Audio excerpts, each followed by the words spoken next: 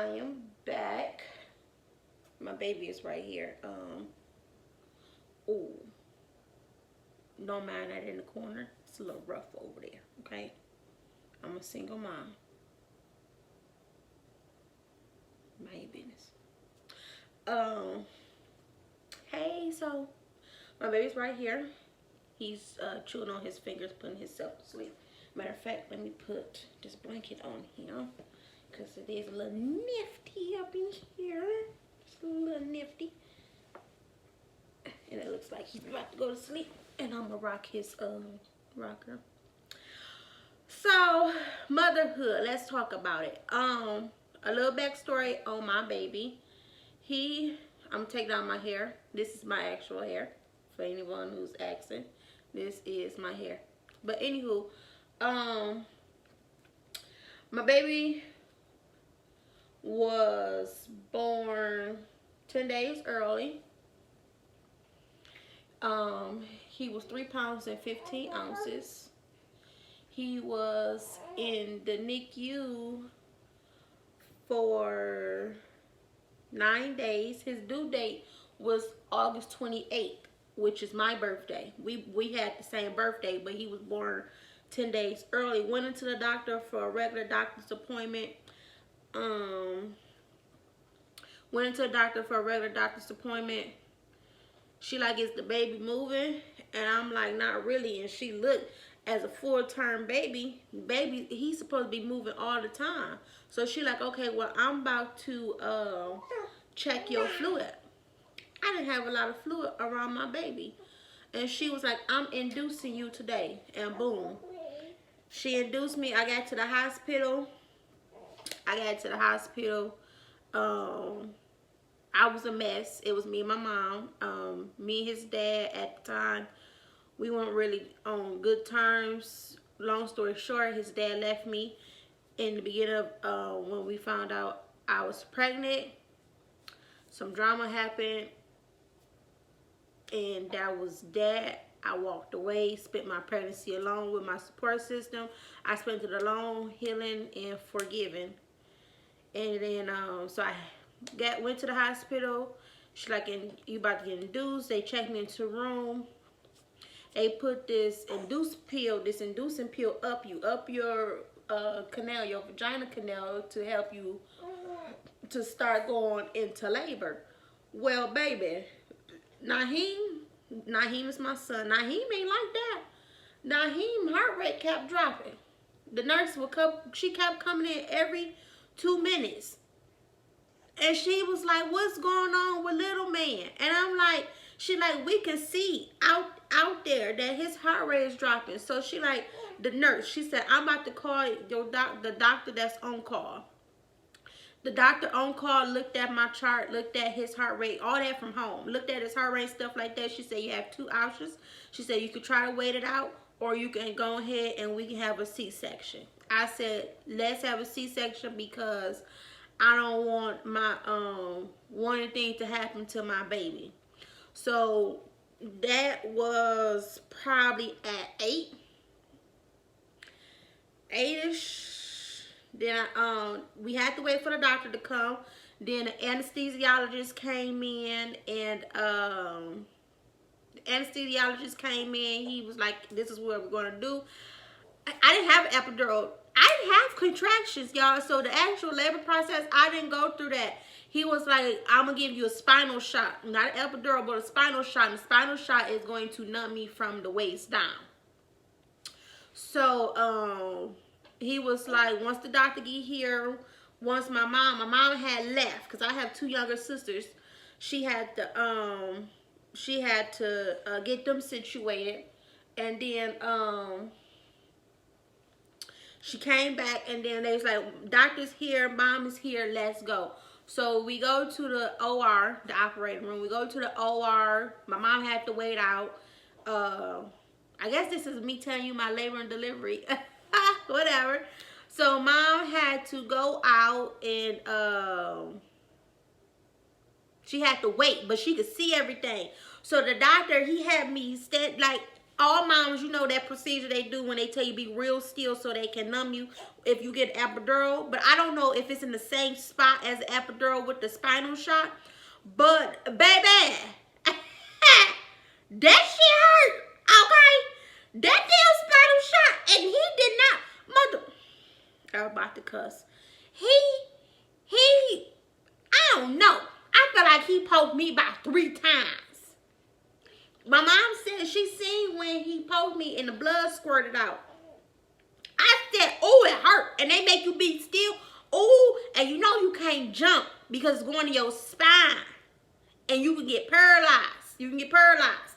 And I was like, and I felt it. I said, hoo, baby. It ain't for the weak. It ain't for the weak. Okay, okay. So, finally, he's like, do you feel legs getting tingly? I was like, yeah.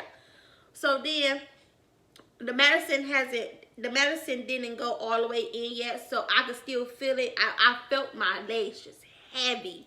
And then, he asked me like this on my leg, can you feel this? And I was like a little bit. He was like, okay. So he got to rotating my hips. And then next thing you know, I went completely numb. They put the catheter in. They put the drape up. Doctor came in. It was probably all of a 20-minute process. I remember just looking at my mama. And she hit the ugly cry. And next thing you know, all I heard was, ah! And I was like, he's here. Ooh, but I knew. Because my mama face. What y'all don't know is my mama is a crybaby thug, okay? She's a crybaby, but probably one of the hardest women you ever met. I don't know. But, as soon as I seen her face, I just knew it. And he was 3 pounds and 15 ounces. I didn't get to hold my baby. I just touched him. He had swallowed some poop in his womb, so they had to hurry up and get him down to the NICU. He swallowed some poop in his womb. I didn't get to hold my baby until the next day. Got down there. That's when I found out everything was wrong with him. He was 3 pounds 15 ounces, so he was preemie. He was born at 38 weeks and 4 days. He was considered full term, but a preemie baby. He did not have to be on oxygen. My baby was breathing on his own, but he did have to have a feeding tube. He had jaundice. The poop on his tongue, they got rid of that. And then he had low platelets. If you guys don't know what low platelets is, it's when it's a part of your blood. Low platelets is what causes the blood to clot. So if your platelets aren't up, if you bleed, you're just going to bleed out. And that's how they described it to me, or whatever. And every day, C-section. I had a C-section, y'all. That is one of the most painful things I have ever experienced in my life. Once my medicine wore off from the C-section, they make you stand up and walk. Of course, all moms who have C-section know they make you stand up and walk. And so I had to stand up and walk, but I was so determined because I'm like, if my baby down there in the NICU, this mama can get up and walk. And damn it, I got up and walked. Sure did. It was painful. I still had the catheter in. The catheter is extremely uncomfortable. I guess every woman is different. I'm made small, so I'm made like kind of compact. My physician told me that a long time ago, so I felt all of the movement from the catheter. It was uncomfortable. They finally took it out after the numbness went off. I got dressed. They wheeled me down. I was in the hospital for 4 days. Okay, I was in the hospital for 4 days.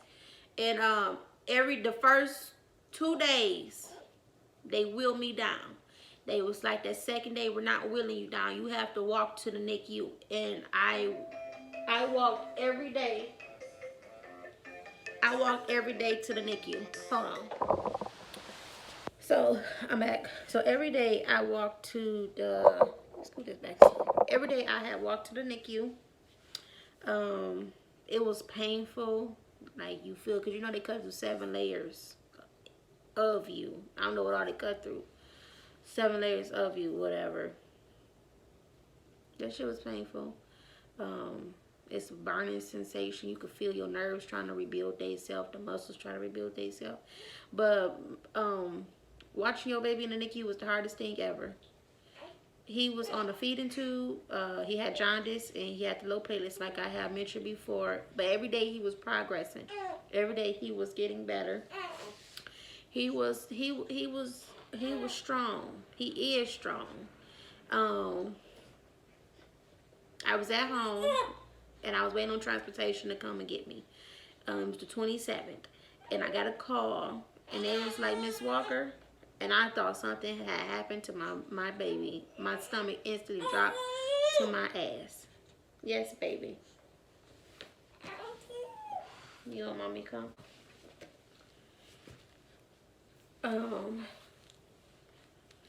My stomach had dropped to my ass, and she was like, did they tell you taking your baby home today? And I was like, huh? And I just got shocked. I just froze. It froze out of nowhere. I'm like, what the fuck? Like, I'm taking my baby home? Like, what? I'm taking my baby home? Okay. Because they were just telling me he was going to be here for like another week. And that was my birthday gift. My birthday was on the 28th. I took him on the 27th. It was just so surreal. And my baby came home. Ain't that right, man? Naheem. You don't feel like talking. And I brought my baby home. And it was an amazing feeling. Now, coming home, it's me and my baby. And it was hard. It was a big adjustment. Coming home from a quiet house to a baby. I had to feed every 3 hours. Yeah, I see him. I had to feed him every 3 hours while still healing from my C-section. It was rough for me. It was rough. I didn't really have like the help. I didn't have help. Actually, I did it all by myself the first month, cause by him, all his complications he had. He was in a NICU. The doctors and the nurses told me, Mom, don't do nothing with your baby. Don't have your baby around no people.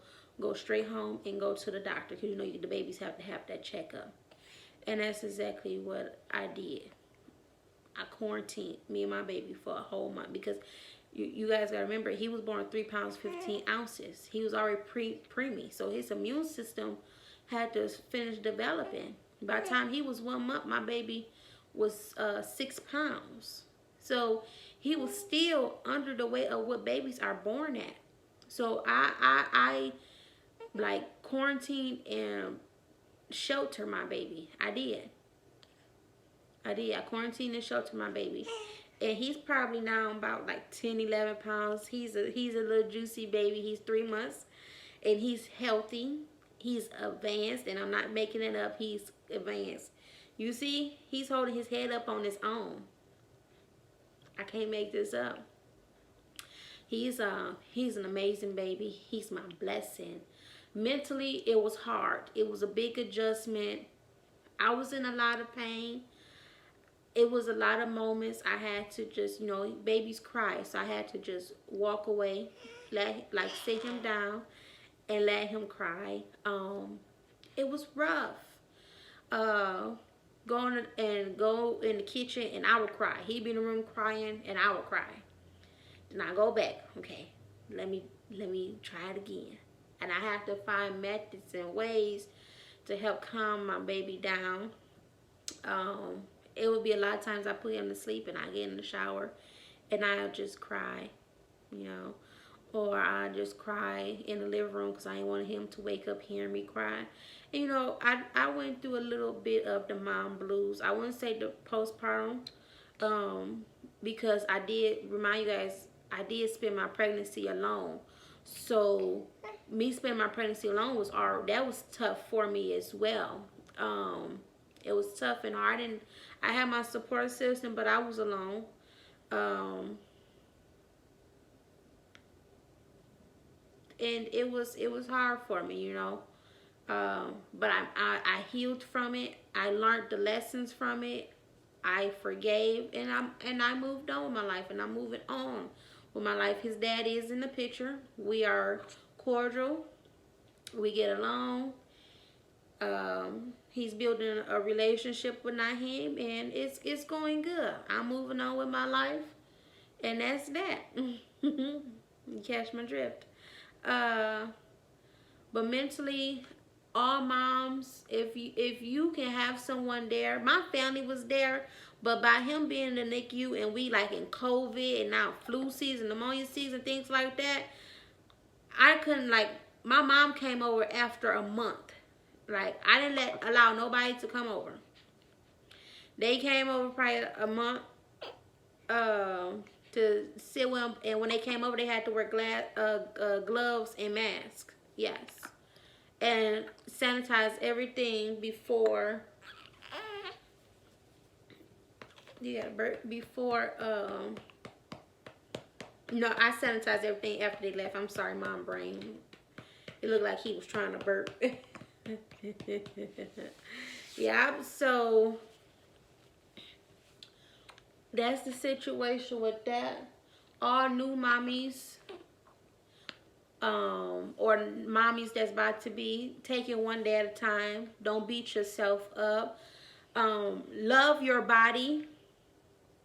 Know that it takes time. Don't get caught up in the social media snapback, because some people naturally snap back. Some women don't. I'm one of the women that don't. I was already a chubby girl. After having my baby, I got a little bit chubbier. You know what I'm saying? So that weight stuck with me. So I'm now in the process of trying to lose weight, and I'm now in the process trying to lose weight, and it's gonna be one day at a time. A girl I know, she said that someone told her it takes 9 months to bake a baby. Take that additional 9 months to lose the weight, because it takes 9 months to put the weight on. Take that those 9 months to lose it, and that was like the best advice somebody could have gave me. So when I have free time, when he's sleeping, I do exercises around the house. No, I can't go to the gym. We walk to the mailbox, things like that, or whatever. But I exercise around the house when I can. I'm eating better. I'm feeling better, and that's that. Hold on. What's up, family? So I am back. I have a sleepy baby, but like I was saying from the previous clip, I exercise and I get my mental together. I find things to do that makes me happy. I have to find myself in between being a motherhood. Like, I am the same person, but now I'm a mother, you know, and you can lose yourself in becoming a parent, especially a first-time parent, because everything is so new to you. The baby is new to you, you're new to the baby, and you guys have to get to know and understand one another, you know. But I'm about to close out this vlog. I want to say thank you guys for joining me and Naheem. We love you. Please make sure you like, subscribe, and share to a loved one. Share to a new mommy who may want some mommy information. And I will see y'all in the next video. Bye.